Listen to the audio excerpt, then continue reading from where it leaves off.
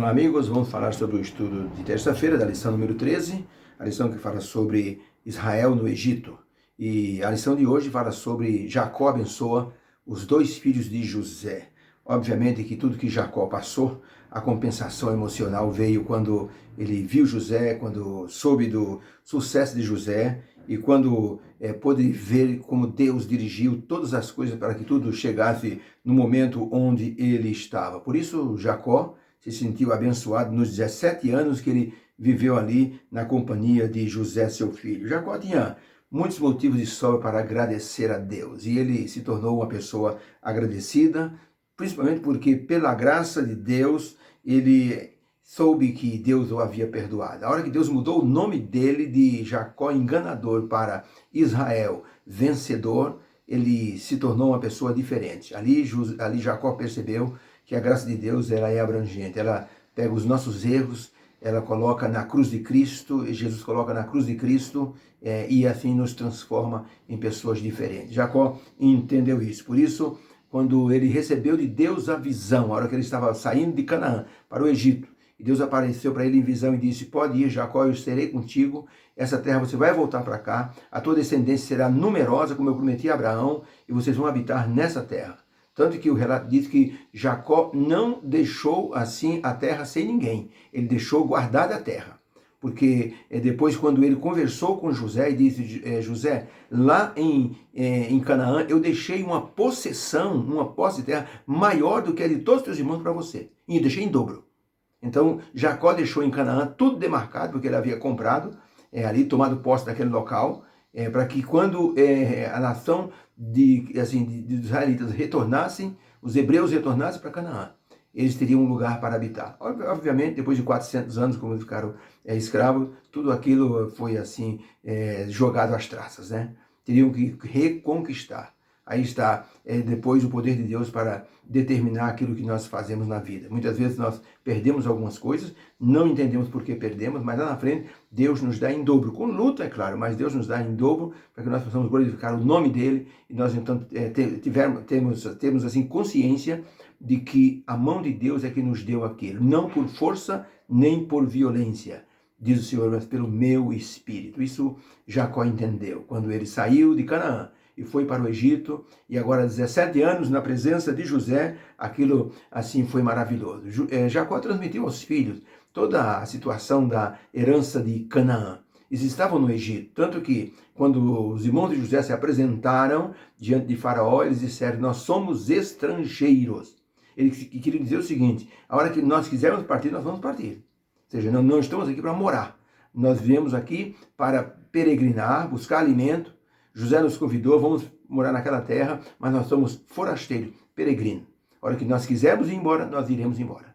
Isso ficou claro para Faraó, dito pelos irmãos de José. Muito bem, pergunta número 3. Quando Jacó esteve doente e José o visitou com seus 2 filhos, por que Jacó abençoou os filhos de José e não os outros netos? Confira o texto. Gênesis 48. E aconteceu que alguém disse a José: teu pai está enfermo. Então tomou consigo seus 2 filhos, Manassés e Efraim, e alguém disse a Jacó: eis que José teu filho vem a ti. E esforçou-se Israel e assentou-se sobre a cama. E Jacó disse a José: o Deus Todo-Poderoso me apareceu em Luz, Betel, na terra de Canaã, e me abençoou. E me disse: eu te multiplicarei, eu te frutificarei, e tornar-te-ei uma multidão de povos, e darei esta terra para a tua descendência, depois de ti, em possessão perpétua. E Israel viu os filhos de José e disse: quem são estes? E José disse para seu pai: são meus filhos, que Deus me deu, estando eu aqui. E disse Jacó a José: traze-os aqui, para que eu os abençoe. E José fê-los chegar a ele, e beijou-os e abraçou-os. E Israel disse a José: eu não cuidara ver o teu rosto, e eis que Deus me fez também ver a tua descendência. Então José tirou dos joelhos de seu pai os seus filhos, e José disse: meu pai, eu estou diante da sua face, e inclinou-se perante ele. E tomou José a ambos os filhos e fez chegar a ele. Mas Israel estendeu a sua mão direita e pôs na cabeça de Efraim, que era o menor, e à sua esquerda sobre a cabeça de Manassés, dirigindo assim propositadamente a bênção. Não obstante Manassés ser o primogênito, José disse a seu pai: não é assim, meu pai. O mais velho é este, coloca a tua mão direita na cabeça do mais velho. E Jacó disse: não, meu filho, é assim mesmo que eu estou fazendo. Deus me mostrou que o menor será uma nação maior do que o mais velho. E pôs Efraim diante de Manassés. Depois disse Israel a José: eis que eu morro, mas Deus será convosco e vos fará tornar a terra de vossos pais. E eu tenho dado a ti um pedaço de terra, a mais do que dos teus irmãos, que tomei com a minha espada e com o meu arco, da mão dos amorreus. Essa terra será tua como possessão.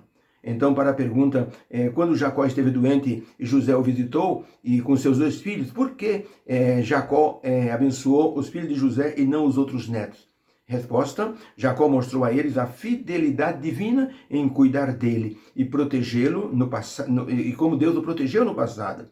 Ao abençoar os filhos de José, Deus pediu que Jacó pediu que Deus cuidasse deles no futuro.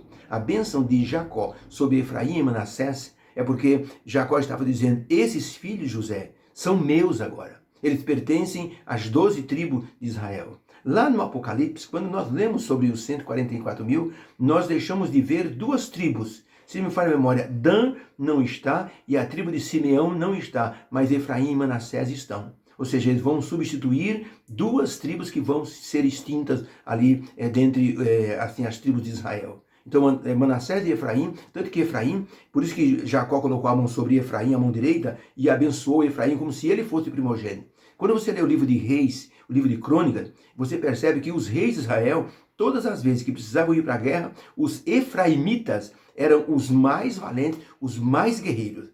Foram eles que ajudaram nas grandes conquistas de Israel, foram os efraimitas. Então, por isso que Jacó colocou a bênção principal sobre a cabeça de Efraim, que era o filho menor, dando a entender que ele seria uma nação mais poderosa. Jacó disse para José: agora os teus filhos que nasceram são os meus filhos. Antes que eu viesse aqui no Egito, Deus já me mostrou que esses filhos seriam meus. Gênesis 48, verso 5. Dessa forma, Jacó assumiu os filhos de José como seus de forma espiritual, para incorporá-los na bênção da descendência dada a Abraão, e os tornava participantes da promessa da conquista da terra prometida no futuro. Jacó, inclusive, na hora da bênção, trocou as mãos de propósito, colocando a mão direita na cabeça do mais novo, Efraim. E José quis trocar a mão de Jacó, mas ele se negou, dizendo: é assim mesmo, meu filho. Efraim será um povo maior do que Manassés. Por isso, está sendo abençoado como se ele fosse o primogênito. Essa era a vontade divina, porque Deus tinha uma onisciência grandiosa como tem. Deus sempre está pronto a nos ajudar. E quando nós temos o olhar para o futuro, esse olhar é dirigido pelas mãos de Deus. Quando Jacó estava para morrer, o olhar dele não era para a sepultura, o olhar dele era para a frente, era para o alto. Por isso que ele abençoou Efraim e Manassés. Um homem fez uma escalada, chamou um amigo, disse: eu quero escalar a maior montanha do mundo, a K2. E ele então disse para o amigo: você vai comigo até o topo da montanha, até o sopé da montanha, ali na base da montanha. Dali para lá eu sigo sozinho. O amigo levou os equipamentos junto dele. Disse: você não quer que eu vá com você? Não, não. Eu quero conquistar essa aventura, é uma conquista minha. E o homem passou vários dias subindo aquela montanha, palmo a palmo, bem devagar para poupar energia para os últimos metros. Quando ele estava faltando 100 metros, que ele fincou a picareta, era um bloco de gelo e não uma rocha. E ele despencou pelo menos mais uns 200 metros, mas os ganchos e as cordas o seguraram. Ele ficou pendurado no vazio, foi se balançando, até que chegou de novo no paredão, se segurou e disse: e agora? Desisto ou continuo? Olhou para cima, lá estava o paredão com mais de 200 metros ainda. Ele estava cansado, disse: eu vou conseguir. Esse homem foi palmo a palmo, força a força, fôlego a fôlego, até que ele conseguiu chegar no último metro, e então chegou no topo e fincou ali a bandeira do seu país. Seu olhar estava para cima, seu olhar estava para o alto. Uma menina que caiu num precipício se segurou num tufo de capim. Ela ouviu uma voz: olhe para cima, olhe para cima. Era o pai dela. O pai dela amarrou uma corda numa árvore e foi descendo pouco a pouco. E disse para a filha, não olhe para baixo, olhe para cima, olhe para cima. E a menina com os olhos fixos no pai descendo, de repente o pai segurou a filha e salvou a menina. Olhar para cima. Esse é o olhar do cristão. O cristão não deve mais ficar com o olho para baixo, para a sepultura. Nosso olhar é para cima, para a segunda vinda de Jesus, para a posse da terra prometida, a Canaã celestial. Deus nos abençoe. Obrigado, Senhor, pela lição de hoje. Abençoa os teus filhos, põe o nosso olhar para cima, para a volta do Senhor Jesus Cristo. Abençoa a nossa vida e coloca, Senhor, as promessas em nossa vida, em nome de Jesus. Amém. Fica com Deus, um beijo no coração. Tenha uma feliz terça-feira. Fica com Deus.